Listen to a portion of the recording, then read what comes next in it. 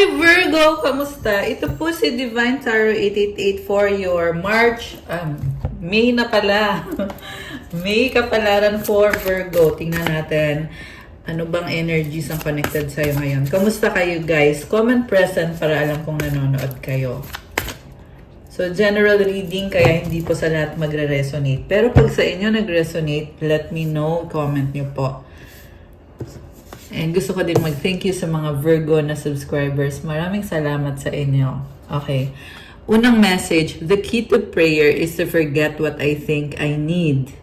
Ibig sabihin, isurrender mo. Meron kang susi. Yung susi na yan, nagbubukas ng pintuan. Opportunity to.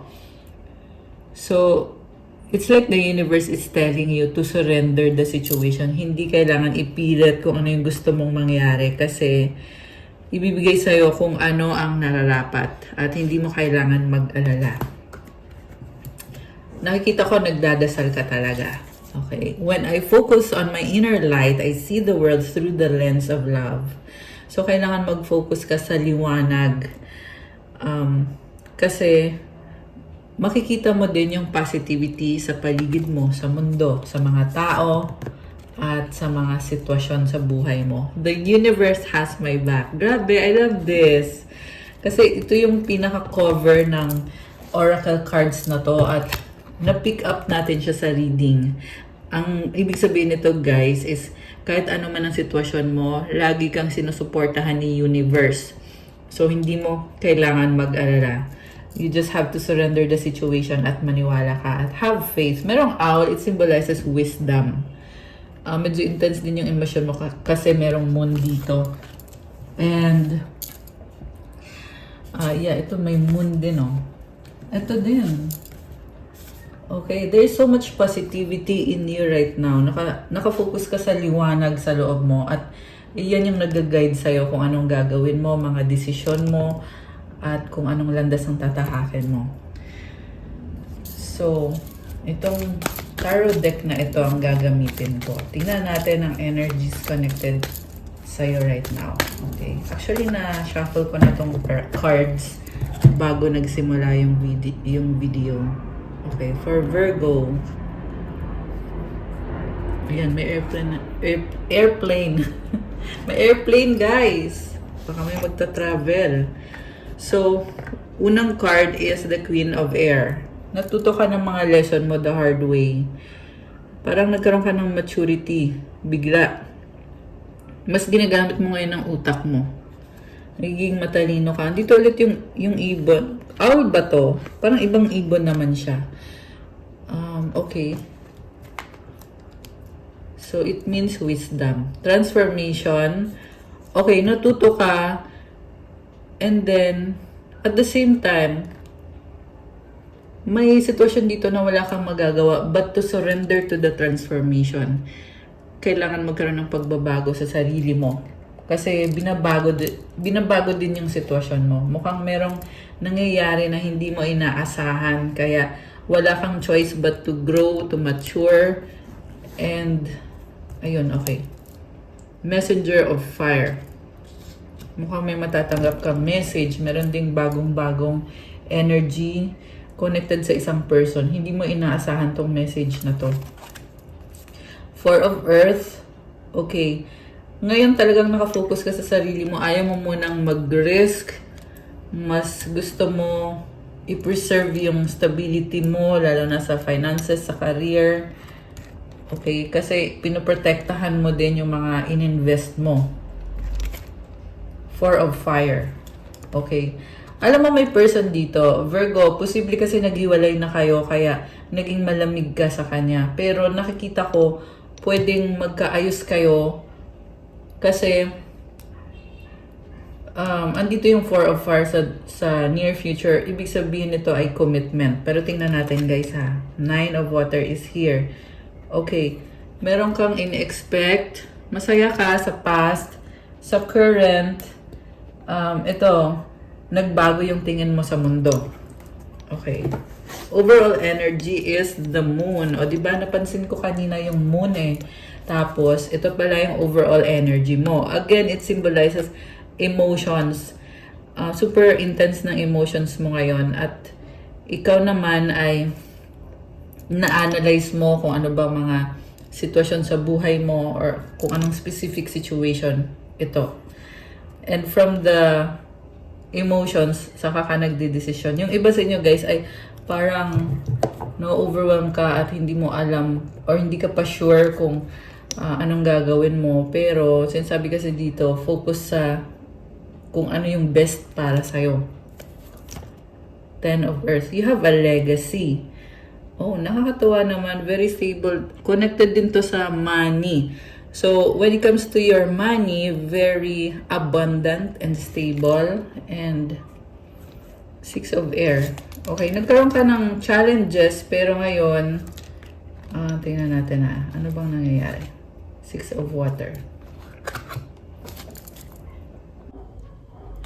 I feel like china-challenge yung stability mo. Okay, you feel helpless, hopeless. And at the same time, positive naman actually. Ang dami namang blessings. Pero may sitwasyon na you feel na kailangan magbago at you feel na ayun na nga, you have to surrender to the situation. Kaya ginagamit mo ngayon yung utak mo. Medyo na ka lang, intense lang yung energy pero stable ka pa rin, sabi dito. Okay. So supportive energy, tingnan natin. Supportive energy is 5 of Fire, 4 of Air. Okay, conflict. 4 of Air. May person dito na ito, heartbroken, nasa healing process ngayon. Ito yung person na ka-deal mo. Okay, may umiiyak eh. Mutual energies, the Emperor, and the outcome is the Queen of Water. Uy, maganda naman to. So, someone needs to take action. Okay, it's either ikaw or yung person mo. Pero the Emperor is all about making a move. Kailangan may gawin, kailangan kumilos. And the Emperor is someone na talagang unstoppable. At yung move na gagawin is towards your dreams, ambition, desires. Kasi Queen of Water ka dito. Minimaintain mo yung masayang buhay. Sa totoo lang. Kasi pangarap mo to na enjoy mo lang yung life mo. And at the same time, mukhang workaholic ka. Okay? Kung sino tong nasagap natin dito, talagang you take action, focus ka talaga sa kung anong dapat gawin, anong kailangan gawin, and you feel na fulfilled ka sa buhay mo. Okay? I mean, hindi ko sinasabing perfect ang lahat, pero ang ganda kasi nakikita ko yung confidence mo. Baka meron kang ka-deal na Aries or water sign, Cancer, Pisces, Scorpio. Although this can be any sign, malakas din ngayon ang mga fire sign, Aries, Leo, Sagittarius, earth sign, Capricorn, Taurus, Virgo. Okay. Okay. Meron ding Cancer. Or baka yan yung moon sign mo or sun, no, not sun, moon, rising, or Venus. So, kung hindi nyo pa alam kung ano yon, i-check nyo po yung birth chart ninyo. Pwede nyo yung i-google, i-check nyo online. Ano yung birth chart mo. Okay. So, tingnan natin. Okay. Alam mo, challenging man tong pagbabagong to, pero nakikita ko, brave ka, matalino ka din. Okay? And you know when to take action. When is the right time to make a move. King of Water, the Magician, Ace of Earth. Okay. May ka-deal kang person. Mahal ka nitong person na to. Sabi dito, ready na siya na magkaroon ng bagong simula. And ready in a sense na ito yung priority niya talaga na magkaroon ng pag-level up sa connection ninyo. So, baka ang kadil mo ay Gemini or merong water sign, Cancer, Pisces, Scorpio, at earth sign, Capricorn, Taurus, Virgo. Pero kahit anong sign naman to, may feeling siya sa'yo. Yes, sinabi ko na nga, mahal ka nga niya. And intense yung feelings niya na yun eh. And yung decision niya dito is mag-focus sa money or sa pag-level up ng connection ninyo. Okay. So, alam mo, marami na siyang pinagdaanan. Nagkaroon siya ng mga problems, pero balanse siya eh. Ibig sabihin, tinatry niyang kontrolin yung emotions niya, or ito yung kind of person na kahit, alam mo yun, kahit may problem or may challenges, pero makikita mo na kalmado siya at kayang-kaya ng sarili niya. Okay. Pero kasi, ito yung card niya kanina, oh. So, nag-heal siya. Ibig sabihin, hindi talaga siya okay. Siguro makikita mo okay siya, kalmado siya, masaya. Pero, meron siyang tinatago dito na hindi okay. Na tinatry niyang i-heal sa sarili niya. Or baka nga sobra siyang stressed lately. Or medyo stress siya. Ayan, ayoko naman magsalita ng negative, no? Pero yung nakita ko, medyo ano lang siya. Nasa process lang siya ngayon na inaayos niya yung sarili niya. Kasi nga, may pagmamahal siya sa'yo at gusto niyang ayusin yung sitwasyon ninyo at lumevel up. Okay. We have the Empress and the Tower. Oh my gosh. So, grabe. Big transformation. The Empress.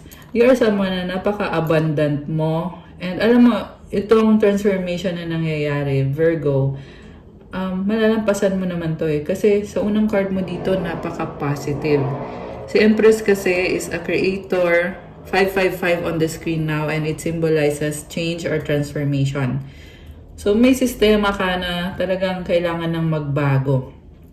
Meron din dito na very rigid. Alam mo yung kind of person na ang hirap baguhin, pero kailangan na niyang magbago. Okay?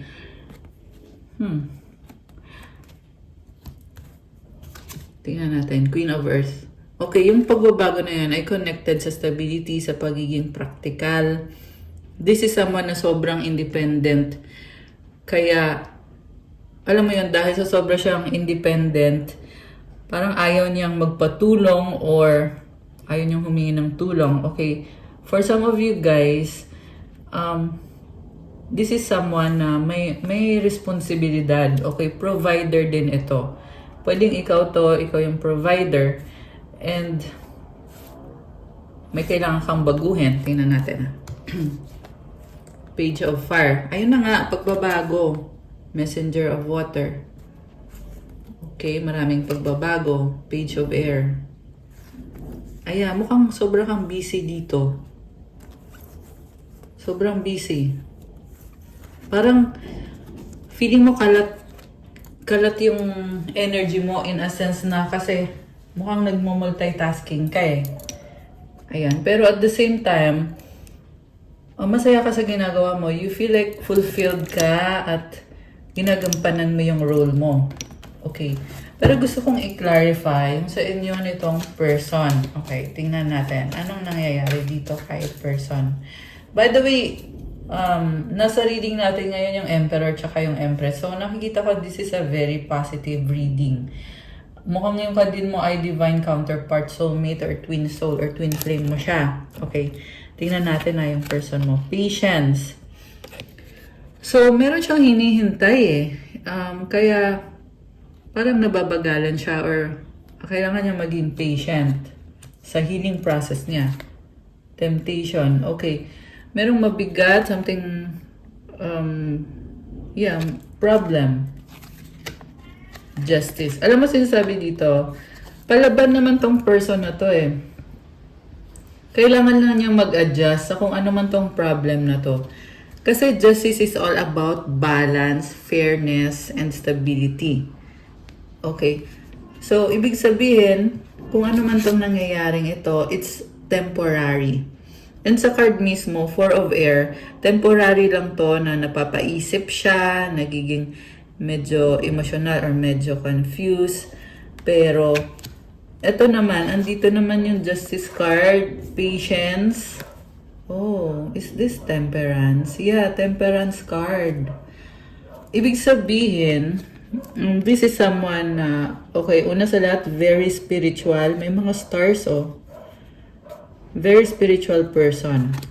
Pangalawa, strong. And, ano din siya eh, intense. May intensity sa, ano niya, sa personality niya. Okay. Anong next? Dito sa person ni Virgo, 8 of water, tumalikod, 8 of fire. Okay.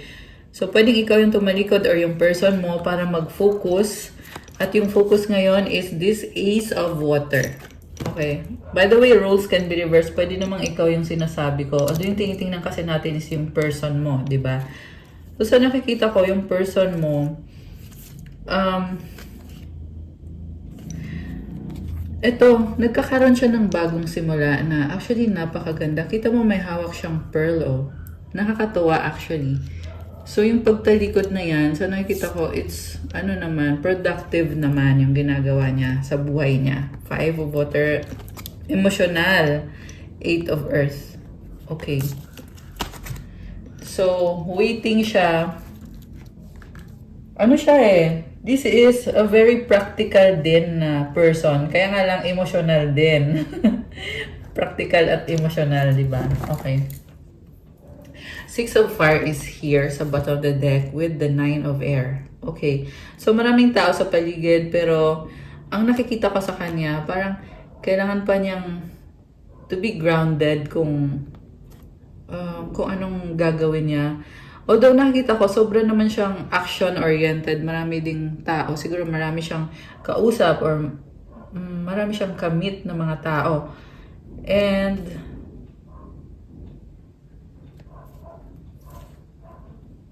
okay. 2 9, no? And Hierophant. Wow. Alam mo, sinasabi dito, yung stress niya, it will turn into a blessing. Ayan. So, yeah. Maganda actually kasi nagiging blessing. Pero syempre, kailangan niyang gawin to. Itong pagbabago na to. Ayan. So, Hierophant. Again, spiritual person yung kadil mo. 11:33 on the screen now. Messenger of air. Maraming impormasyon. Call and 3 of water. 3 of air. Oh, grabe oh. 2 3. So, may stress din siya connected sa ibang tao. 6 of earth, 5 of earth, King of air. So, with this mga earth energy, talagang very practical siya ngayon at ginagamit niya yung utak niya. I feel like kamatch kayo. Ang focus nitong taong to is kaperahan, finances, stability. Nga pala, nasa Taurus season tayo as of the recording of this video, kaya yung energy talaga ngayon is very practical, earth energy. Okay, nagpapaka-practical. May nakita ko nagdi-declutter. Alam mo yon, yung mga bagay na hindi na ginagamit or luma na or sira na, nile-let go. The reason kung bakit may pag-let go is to make way for new blessings to come in. Or pwedeng yan yung kailangan niyang gawin. So, final card is a strength card. Ibig sabihin, meron naging emotional siya sa energy niya, pero at the same time, meron siya nitong inner strength. So, temporary lang talaga yung changes, yung challenges na nakikita ko. 10 of fire, 2 of earth. Okay, mukhang busy din. Daming pagbabago actually. Ayan o, merong sinusunog. So, may mga tinatapos. Pwede yung mga documents. Okay, may inaayos, may tinatapos. Okay. So, tinitingnan niya ngayon yung mga investment niya at nagkakaroon ng clarity with the star card. This is healing. 2 of water. Okay, this is,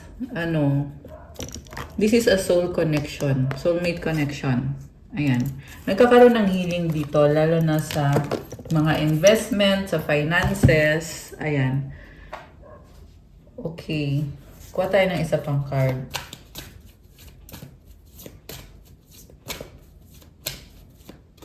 Okay, ito yung card. Ace of Air. So, yung sa connection ninyo, ang nakikita ko dito, nagkakaroon ng pagbabago na napaka-positive at kakaiba. With this unicorn card, iba to sa nakasanayan ninyo. So, nag-adjust ka. At the same time, andun din yung feeling na naku-curious ka kung ano kaya, what's next, or paano uusad yung connection ninyo. Two of Fire. May hinihintay, okay? May nagre-research. Sobrang curious. Oh, Nine of Fire, the Hermit, Seven of Air. Okay. So, nakita ko dito, sobrang kang nakafocus. Mukhang may pinag-aaralan ka din. Alright. You are in your power. Andito yung Hermit card. So, pagpatuloy mo lang yan. Kailangan mo ding mag-focus ngayon sa sarili mo, sa inner light mo. Kita mo, ayan na naman yung ilaw, oh. Ayan. Ito din, may stars. Focus ka sa liwanag mo. And i-protect mo yung mga pangarap mo. Ace of Fire. Follow your heart. Okay, yan yung pinaka-message. Love energies. Okay, tingnan natin.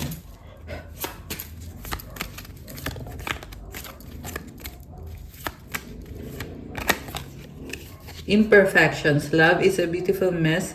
Embrace its imperfections. Window. A new adventure in love is coming. Get ready. Wish. Someone you wish for is coming into your life. Boundaries. Love may challenge your boundaries. Protect them. Ay! Sorry. Lumipad yung isang card. Attraction. You are attracting the right person at the right time into your life. Secret. Something is hidden from you. Someone isn't being truthful. So, marami siyang tinatago sa'yo. Pero, sabi dito, kailangan ka niya, mahal ka niya, may attraction. And yung mga imperfections, magkakaroon naman ng healing. Andito yung wish card. Okay.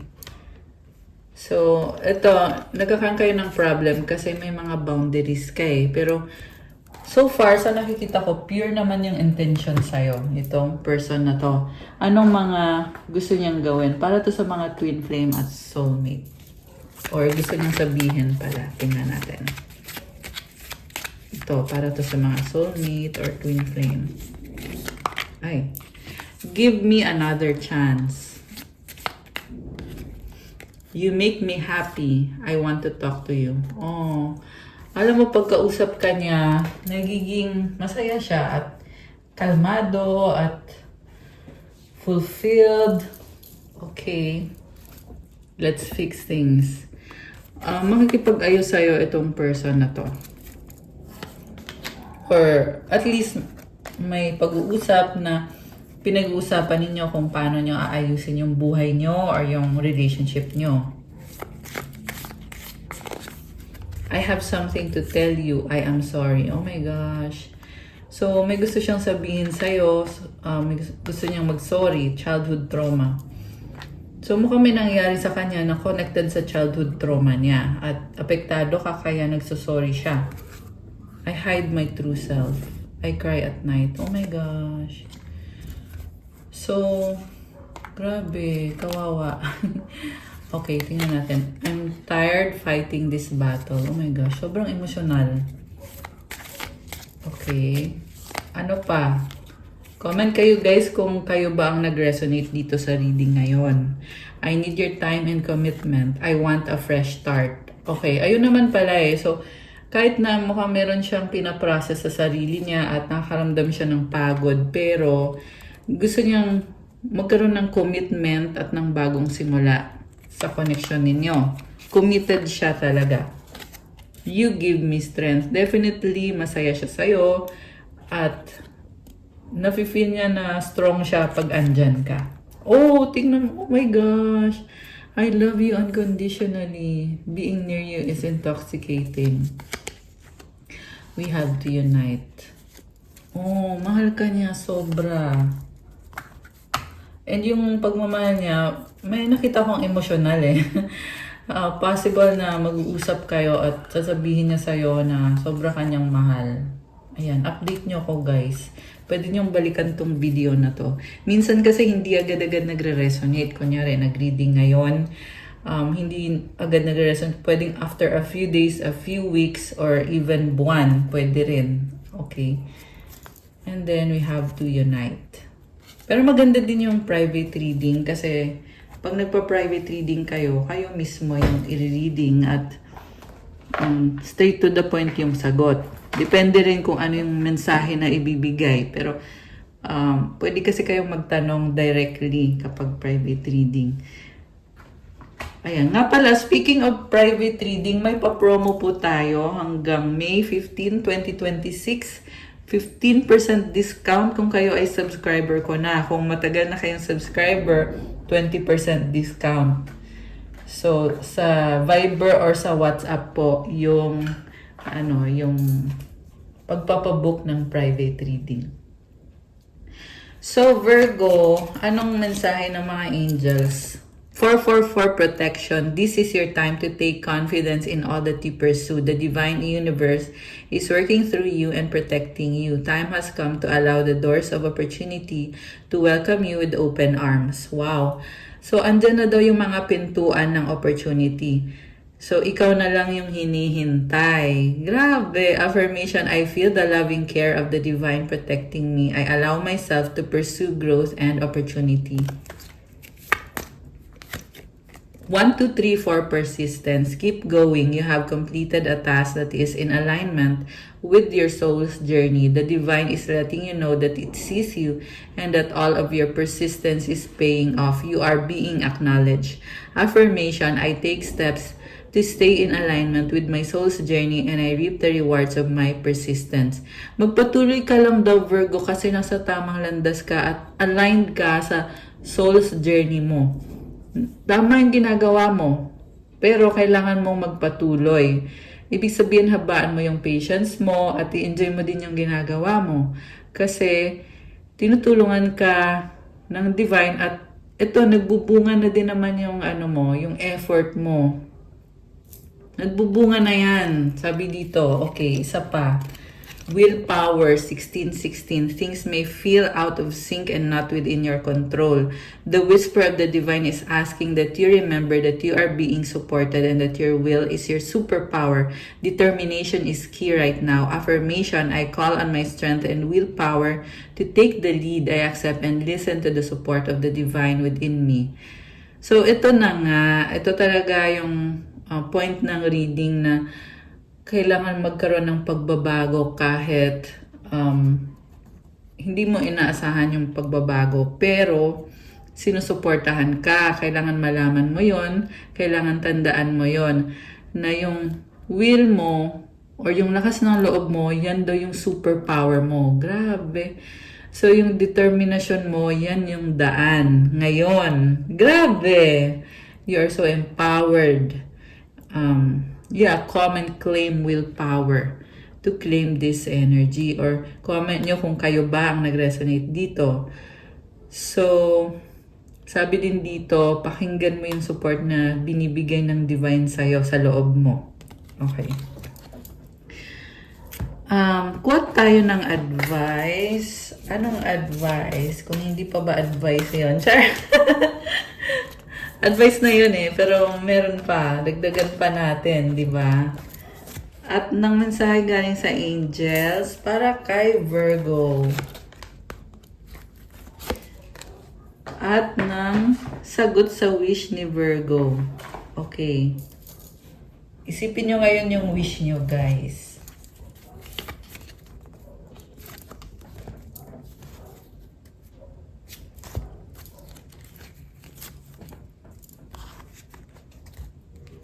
So, ito na. Ready na ba kayo?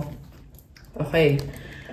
Buksan na natin. Ang sagot sa wish mo ay... Don't stop. Oh my gosh.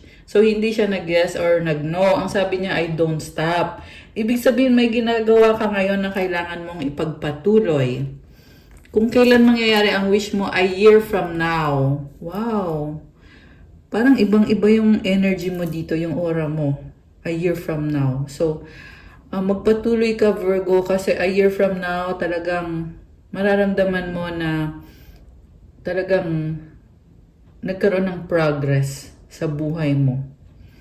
At ang advice sa'yo ay forgiveness. Wow naman. Napaka-precious nito, napaka-special. Tingnan mo yung card, oh. So, yung forgiveness, it brings healing. At go lang, gawin mo lang yung yung kailangan mong gawin. Ayan, mukhang kailangan mo din mag-focus, Virgo. Tingnan mo, oh, may parang wings na rainbow. Yeah, wings nga. So, magpatuloy ka. Ayan, grabe. Advice, make it God's. Release the idea of my. As soon as you start to say the money, the relationship, the job, freedom arrives.